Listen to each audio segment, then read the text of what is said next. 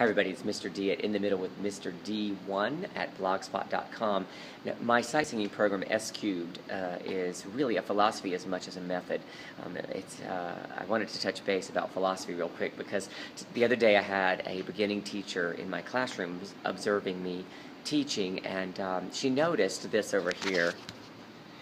Which it looks a mess, but that is where I keep the score for my students. And when they were playing me and she was in the room, they screamed when they beat me, and she watched me walk over to these points, and I added 1 point, and then after they sang their sight singing, I told them that if they got it right, it was going to be worth 300 points. Completely random, to be honest. I do try to assign a lot of points to the more difficult examples.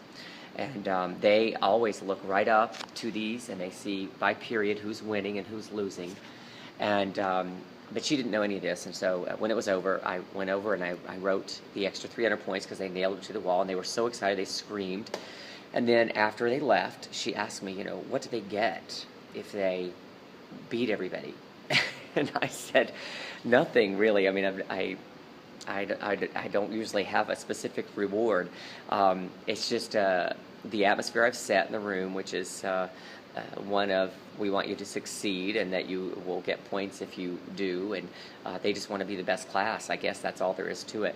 And they compete. I have 2 7th grade classes, for example, and they're particularly interested in being ahead of the other 7th grade class. So I sign them and I remove points away if they don't do so well, but they always try very, very hard. They just want to get the full amount of points. So before they sing the example, I always say, this one's worth X number.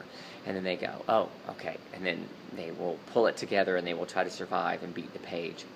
So I just wanted to ask you, what are you doing to help motivate your students? Because this is a really hard task for them, sight singing in the middle school years. It's tough, especially with beginners. And so we want to make sure we're doing things that will motivate them, whatever that is in your classroom.